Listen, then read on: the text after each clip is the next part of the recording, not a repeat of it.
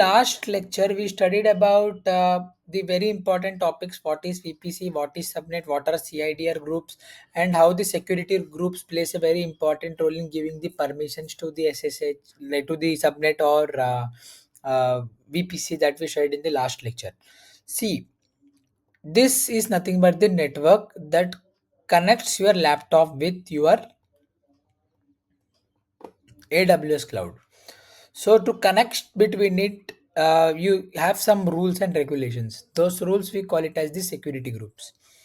Now the very important topic is NAT gateway. What is NAT gateway? See, when I say about, let's say here I created a VPC. Let's say here I created the VPC. VPC is always private because we are creating it. The name itself suggests it's a virtual private cloud. Okay. So along with the VPC, what happens? Let's say if I have one more network, let's say some a public network, I say. Now these both have to connect it to one Wi-Fi. Here I write Wi-Fi. Okay. So to connect it between here, let's say you're having network. So here what will happen? This network can first it will send the acknowledgement to the Wi-Fi, and Wi-Fi will send the connection request that okay, you can connect it to my particular system. Now in the same way, what will happen? This VPC also will send the acknowledgement request to the network. This network will send it to Wi-Fi, and from Wi-Fi it will come back to the VPC through the help of network. But you observe one thing. This is a public public network, but this is a private network. So do you think like this Wi-Fi which has been given to the VPC, which is given to public, which has been given to public, how the like whether this particular communication will be safe, we don't know. This public may be a normal loyal user or not a loyal user. So that's why what NAT gateway does, this NAT gateway plays a very important role in providing secure communication over of the internet for VPCs. This is what NAT does. So what are NATs? It allows instances in a private subnet to access the internet safely without allowing the inbound traffic. So in inbound traffic, what we studied, where we give the permission of SSH, where we give the permission of HTTP, so that outside things can come inside these things. So what NAT does, without the using of this inbound rules also, you can still you can still access the internet without using any rules. You can run your Apache server in VPC using NAT without using HTTP. This is the major concept behind the NAT. So I will take one real life example. Let's say you having this telephone, very old telephone, 90s. You can make calls outside, but outsiders can't call you directly. Means what? Here from your phone you can call to some other phone, you can go outside, but others can't come inside, others can't call you. This is what NAT does. Means what NAT does, if this particular VPC is there, if it is connected with network address translation, what it will do, without the help of any rules, it can connect it to the internet, and from internet can be connected to VPC, but others can't access the VPC. This is the thing that NAT does. Types of NAT gateway. There are basically two types of NAT gateway. One is the NAT gateway, one is the NAT instance. NAT gateway is generally managed by AWS. We don't need to do manual, we don't need to configure anything. This AWS will automatically manage a NAT instance. This instance you can create the NAT using the instance as well. So these are the two types of NATs that we have for now. So how to implement the NAT, and how in the next lecture I will going to show you how you can able to use VPC in your operating system, where I will also enable the NAT also, and I will tell you how you can guys able to uh, communicate it with your virtual private cloud. Now how to implement this? Very simple. You have to go to VPC. Here in this VPC, you are having this thing called as NAT gateway. So what you are doing? You are connecting your VPC with NAT gateway so that communication can takes place. Now here I'll click on the NAT gateway. Okay. Here I will give my NAT gateway name. So let's say NAT gateway 1 I'll give. You have to choose the subnet. So what is the subnet that we discussed just now? Subnet means the area where the VPC is present. So here I am using this particular subnet. Let's say it's a public connectivity. See, now to connect this particular thing, you are having two approaches. One is the public way of connecting, one is the private way of connecting. This example where you want to connect it to the public network, that is called as public one. Where you want to connect it with your home Wi-Fi or something, it is called as the private connection. So here I will keep it as public. This is an option. If you want, you can write elastic IP. I will tell you what is the elastic static IP that I will going to tell you.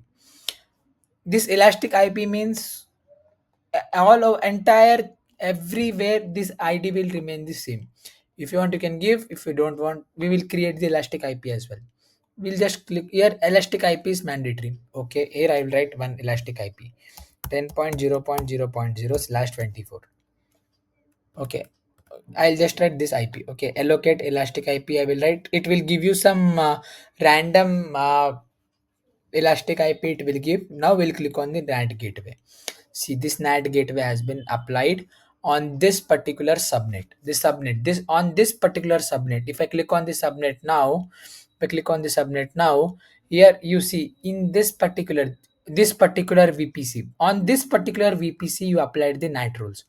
So what happens here is, let's say if this is the particular area, this is the particular subnet, correct? In this subnet, you are having a VPC. You are having a VPC. Let's here I'll write VPC. Here I'll write subnet, subnet subnet. So now what happens here? Here VPC is there, here subnet is there. Inside you are having some particular IP addresses, correct? So what NAT will do, instead of connecting with the VPC, NAT, instead of connecting directly with the VPC, it will connect it via to subnet. This is what NAT does. It directly connect to the subnet. This is what NAT does. So I hope you understood the concept of NAT here, and we also showed how you can implement this it thing. Now, next topic comes is VPC peering. Very very very important topic. What is VPC peering? VPC peering is nothing but, let's say if you are having one particular VPC, if you are having the another particular VPC,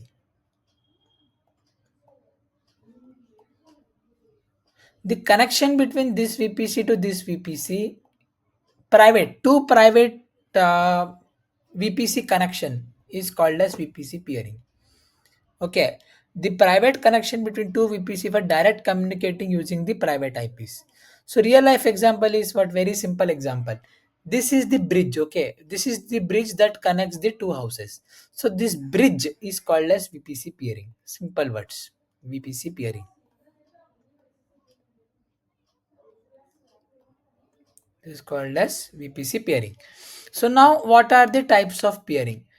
See, now what happens in VPC?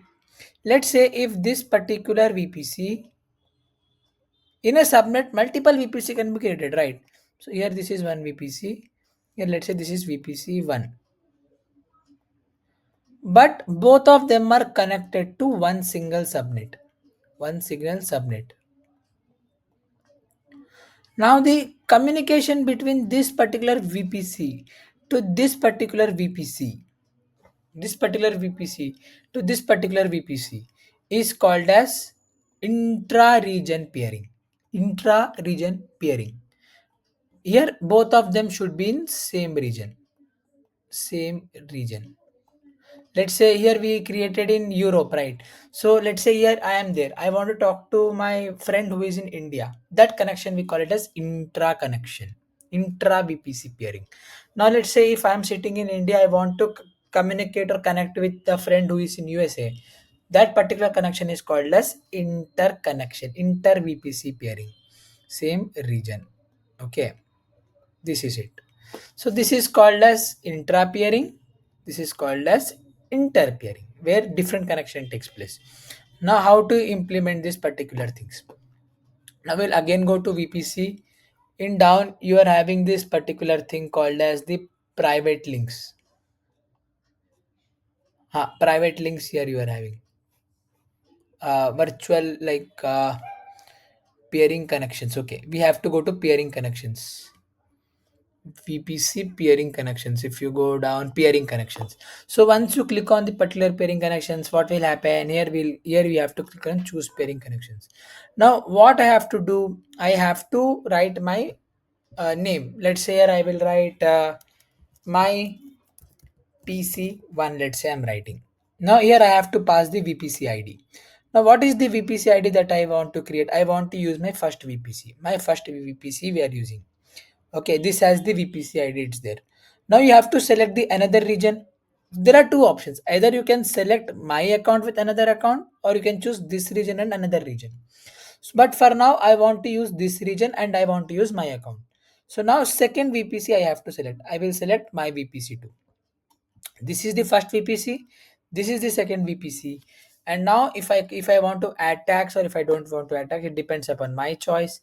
If I click on create peering connections, here to overlapping CIDRs. It should have differentiator. Okay. But one very important thing for this particular thing is the CIDR should be different. So that's why what we will do, we will go to the VPCs. Here this CIDR we will going to change. Here I'll click on the edit. Here I will go to the actions. Here I will edit the CIDRs. So now in the CIDR what I will do, if I click on the edit CIDR, here I will select this particular CIDR and I will edit it. Add new IP this thing. So here let's say I am adding 10.0.0 instead of 24 I am adding 28. Okay. Now you see fail to add 28 range conflicts with association ID this thing. Okay. We will first remove this thing. Uh, we will remove this particular CIDR. Okay, let's say we don't have this particular CIDR, right? So here we will add IPv4 only. We will write manual input, we will write, let's say I'm passing this particular thing, it is not allowing. If I pass the IPv4 CDR, this here I will write net mask this and all not required. Okay, I will tell you how you can do.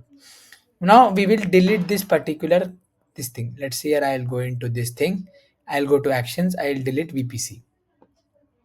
Here I'll write delete, I'll click on the delete. Now again I'll create the same VPC. Here I'll write my VPC 02. Here I will write IPv4. Here I will write 10.0.0.0. Here I will write /16. CID here I should always keep it as same. Okay. Now I will just create this particular VPC. Now I'll go to my peering connections. I'll click on the peering connections. Same I'll write the same name IPC01. Here first VPC ID. Now I'll write my first VPC, my account this region. Here I will write different VPC this region 16. Now if I click on this create peering, again it should create between two pieces that have the overlapping CIDRs. Okay, so here what has happened is, here I will go to my VPCs. Here I'll again go to this thing, I have to edit it, edit the CIDRs. Okay, we'll close it, we will delete this particular thing and we'll create with some different CIDR we will create. Okay, here I'll write CIDR different. Now I'll create the VPC, my VPC 01 01.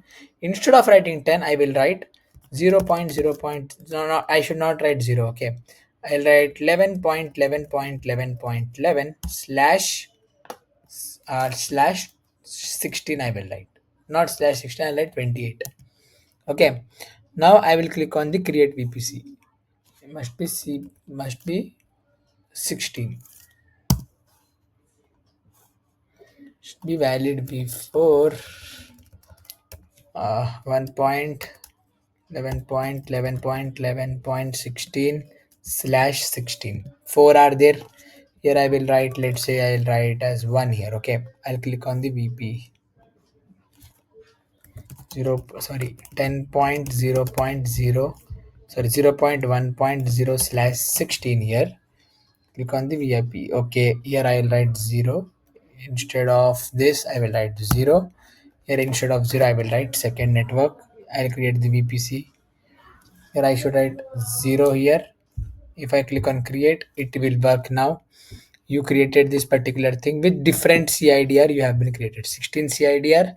That is now if I go to pairing connections here, create pairing connections, my PC01.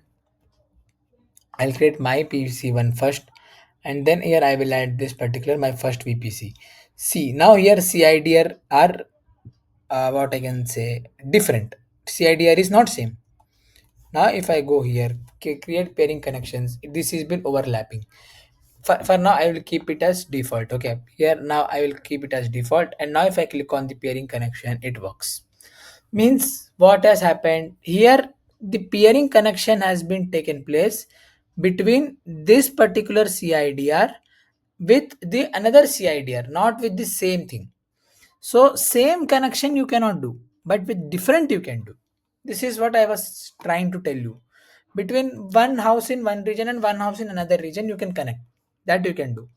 But it should having this particular thing should be different here. This is how the VPC connection takes place. Now, yeah, one important thing here. Now here, one important thing here, which we left this thing, that is routing table. I will tell you what is routing table also. Now, the next concept comes is VPC direct connect. Yeah, see, before discussing the VPC direct connect, I would like to cover one very important topic that we skipped just now, and I just remembered about it. That is, what is a routing table? Routing table is very, very, very important. So, what is a routing table? We have to study about this. This routing table is nothing but, one second. Here I will, if I go here and if I click, yeah. So what is a routing table? This routing table is a set of rules that tells your VPC where to send a network traffic, which path to take to reach the particular destination. See, what happens, what does this routing table does is, I will take one example. Let's say if you are having this particular virtual private cloud VPC. So now you have to send your data to this particular VPC. Okay. Okay. So there are different ways, right? You can able to send the network. You can able to send the data. So let's say let's say I want to send my data from this VPC to this VPC. There are different approaches. You can send via this. You can send like this. You can send like this. But what is the challenge is, let's say if in here between, let's say if a hacker is present here, if hacker comes to know about this data, he will directly hack the data. So that's why what happens, like here this type of attack where person comes in between the two VPC is called as the man in the middle attack. So this hacker will come and he can destroy the data. So that's why what this concept of routing table comes. Routing, let's say what routing table actually does is, first thing it will tell you the shortest route that connects between the two VPCs. First thing it will tell. The second thing it will tell about is, let's say if your particular virtual private cloud, let's say if this particular virtual private cloud is there, it will tell where the particular hacker is, where the traffic is not there, so that you can go from that side. So that particular things this routing table will determine. So best example is, think it of a map or GPS for data packets. Simple real life example it has taken. Let's say you are having the gated communities. Your VPC is like gated community with different houses representing different subnets. Correct? This is the one sub one is the deep one is two, three, four, five, six. So here this is let's say one subnet, this is let's say one subnet, this is let's say one subnet, this is let's say one subnet, this is let's say your one subnet, this is let's say your one subnet. So total how many subnets are there? Six subnets we are created. So what are these internal roads? Now let's say I want to go from 3 to 4. The road between this 3 to 4, the roads between 3 to 4 or 3 to 5 or from 1 to 6, the roads between them are nothing but your local routes within the VPC. Okay. Now let's say if you want, now the third thing comes is main road to the city. Let's say if you want to go from this particular network to the public place, let's say if this is the VPC, and let's say you want to go to this particular public place, in that you have to go to this particular network. Let's say you want to go to this particular network, so this path will come from here to here. So how securely it will go, this is what routing table will determine. The routing table determines the correct path for every destination, just like road signs guide you to journey. So now what happens here, if let's say if VPC does not know that this is my destination, or if VPC does not know that this is the destination, then how will it send the data? So to tell where to send the data, to tell location about the data, we will be using the concept of routing table. Now the best example is, this is the destination, this is the target, means send traffic via VPC internet communication. If 0 means this is the destination, this is the target, send traffic to internet through internet gateway. Because why? Because this is public. So what I told, if you want to connect any VPC with your public public IP, public IP, you cannot do directly. You have to pass via internet gateway. Internet gateway. You will set the, this internet gateway will helps in communicating this private and public thing. This I already taught you in this. Now what does this do? If you want to send traffic from another traffic, we are using VPC peering. Okay, to send the this is the target, to send from this to this, you will be using the particular concept of VPC pairing, that is communicating between two different private things. You can do using VPC pairing, that we discussed just now here, right? Like what is pairing? Communicating between two houses, this is one subnet, this is one subnet, connecting between two different houses is called as VPC pairing, that we studied just now. Now what are the types of route tables in AWS? One is main route table, one is custom route table. See, what does this main route table do? This is by the way created by the AWS only. Okay, it is already created with every VPC, and this only done by the AWS itself. Used by all subnets until you create a sub custom one. So let's say if this is the subnet here, okay. In this subnet, you are using this particular VPC, this particular VPC, this particular VPC are there. So now what happen if you create this separate subnet for these two VPCs?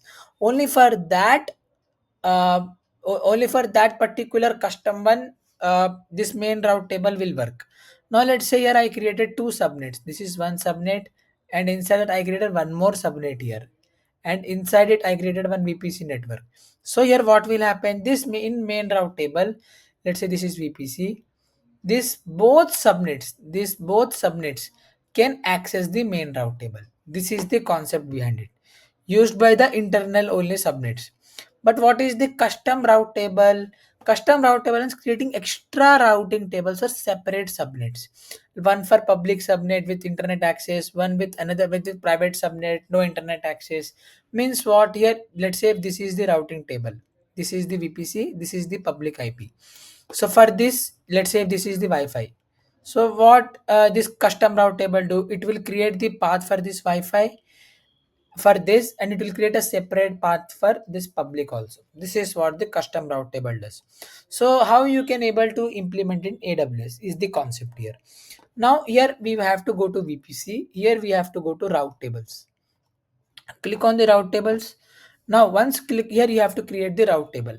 Let's here I will write my route table 1, table 1. Here I have to select a VPC.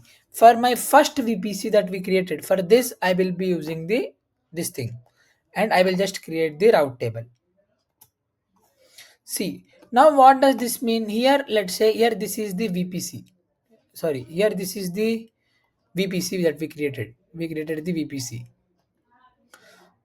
Okay, to send data from this to here, let's say here it is the receiver. Okay, so what route table does? Route table will directly go, it will send the path route to the VPC. How route to VPC? How how the Google Maps tell the route to me to go to one place to another place, like that your routing table does in AWS. Okay. Now let's say here we'll again go to the routing table. We'll click on the create routes again. The routing table will go. Here we'll click on the route table. And now here, if you see here, we are having, I'll create one more route table. My route 2, let's say. I'll select the VPC. Here I will select my first VPC. I'll go into select, and here just click on the create route table. So this particular route table has been created, and now if you click on this particular thing, you see that my two route tables has been successfully created. So this is how you can able to create the routing table. This in this.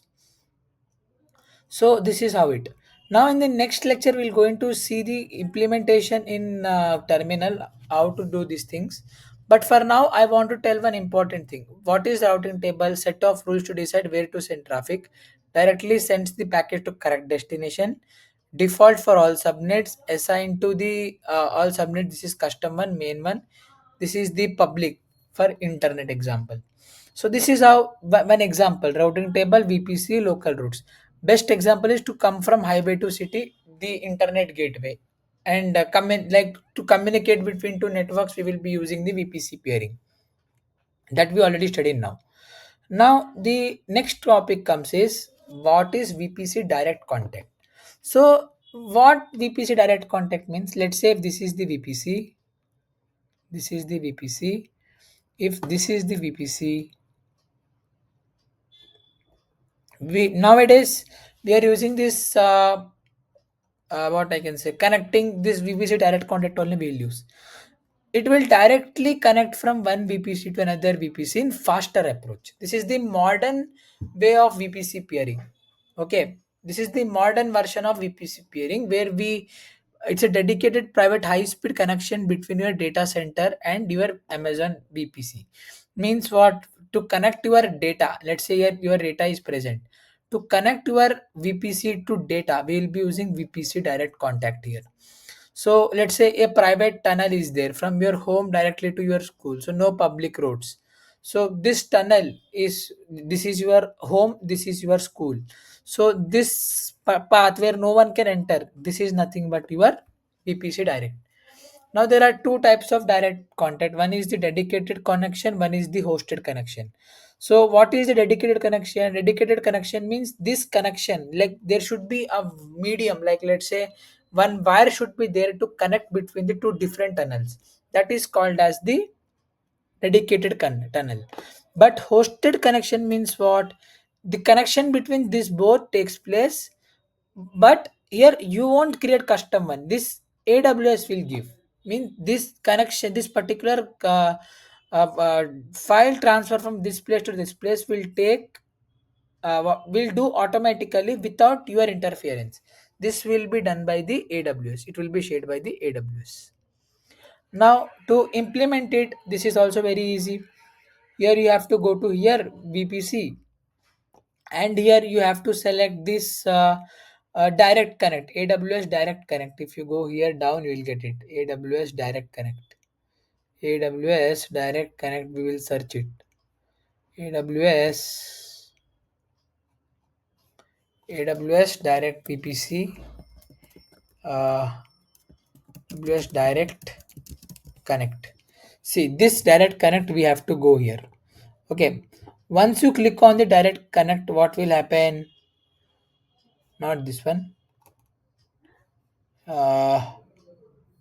Yes, elastic IPs, peering connection, network security group, endpoint service lattice target, Rule, domain, firewall, network, firewall, VPC, endpoint association, VPN endpoints, account. Okay, this thing. So this particular thing we will be using egress only internet gateway. If you go to this thing now, what is this? It's a virtual router that connects VPC to internet. This is not we are going to searching here. AWS Direct Connect. Okay, go to AWS Direct Connect. Okay, here we will search AWS Direct Connect. If I click on the Direct Connect, I'll click on this particular Direct Connect option. I'm having some particular this thing like see one important thing here. This AWS direct access you don't have in your free account. What you don't have this thing in your free account. So you cannot able to perform this direct connect in your free account. So this thing is thing that I wanted to tell you. That's why I was trying it. So not for free account, not for free tier account, free account, not for free account. So means for the free accounts you cannot use this particular concept. That's why this is very important. That's why I was doing this thing for you. Now the last topic, second last topic that we have is elastic IP. What is elastic IP? A static public IP address that there's the same even if you stop or restart your instance. Now what does this mean? See, I will take one very good example for you. Let's say this is having my home. Okay, this is my home. In this particular home, let's say this is the home. Okay, my home, my personal home. So this home will have some address. It will have some address. See, like if anything happens, if you have public, if you have private, if you have any address that you have, this address ever change? No, it won't change. This is what elastic IP does. The permanent home address that never changes. This is what elastic IP does. We always keep, let's say for security reasons we won't be using elastic IP that much, but elastic IP means what it will do, it will help in creating the elastic IPs. Now for elastic IPs what you have to do, this is not related to your VPC, but I didn't cover this topic, so that's why I'm teaching it. So now let's say if I go to EC2 here, in the EC2 if I go to my down here, you will get this concept of elastic IPs, elastic. If I go here, if I check from the down here, you have to go to elastic IPs. Here if I search here, if you don't get anything na elastic IPs, if I go elastic IP here, so if I go to elastic IP here, now there is an option called as allocate ECP elastic IP. Now this group I won't change, this tags I won't change, these things and all I won't change. I'll just allocate it. Means what you want, this IP, this IP which is there, this IP will be long lasting till this you delete this particular thing. This is what the EC elastic IP does. The last topic of this concept is broadcasting. See what is broadcasting here. Let's say you are having Wi-Fi, okay, and you connected it to the network. It is irrelevant of private network. It is irrelevant of VPC. But you should know what is broadcasting, as it is asked in many interviews. Now let's say here you are having one particular device. It has some particular IP1, this IP2, irrespective of whether it is private or public. You have to use this concept. This is IP2. I don't mind whether it is a VPC or not. When you do broadcasting, means what will happen? The internet will be shared to both the IPs, irrespective of private, irrespective of public. Let's say if any the third IP also there, it will send to this also. So all the IPs present inside the network, when the network is been sent to the all the IPs in a network, it is called as broadcasting. So what is broadcasting? Sending message from one device to all the devices in network. Like let's say here Wi-Fi is there. I'm sending Wi-Fi to all the devices which are present inside the particular network. This is what. So, real life example, like for example, you see here a teacher is there, she's delivering some topics to students. Now, I am teaching some topics to you. So, what is here? I am sharing my knowledge with you. I'm sharing my data with you. So, a teacher announcing a message to everyone in the classroom is nothing but a broadcasting, where the information is sent to everyone in the house. There are two types of broadcasting. One is limited broadcasting, one is directed broadcasting. Now, what is this limited broadcasting? What is directed broadcasting? I will tell you. Now, let's say you are having this particular subnet. Okay, in this subnet, you have this two IP addresses, two private virtual clouds, two private VPCs. Now, what happens here? What happens here? Now, let's say I want to send the Wi-Fi. Wi-Fi I have to send in this entire network. This Wi-Fi can only be sent to these networks, these subnets. Only to this particular IPs I can send the Wi-Fi. Now let's say here I am having one more particular subnet. Let's say this is, let's say, subnet 2. Subnet 2.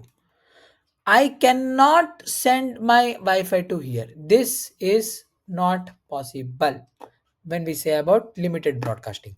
In directed broadcasting, what will happen? This Wi-Fi can be sent to both the subnets, both different subnets it can be sent.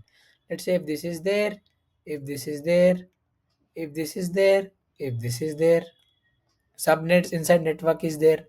Sorry, this is Wi-Fi, it is there. This is Wi-Fi, it is there. This Wi-Fi you can send to this networks also, you can send to this also. This is the meaning of directed broadcast. You AWS does not support the layer 2 broadcasting between the instances. Use private communication or software based instead.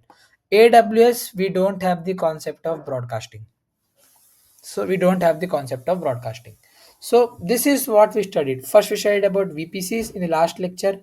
Subnets we studied, CIDR we studied, security groups we studied. Today we studied about NAT, VPC peering. This is not present in the AWS. This is not present in the AWS and Elastic IP we studied. So I hope you understood all the concepts of VPC, and we also implemented in console as well. Now in the next lecture, I will going to use the VPC in my local system, in my Mac operating system. So that's it, guys. Thank you, guys. Please do like, share, and subscribe, guys.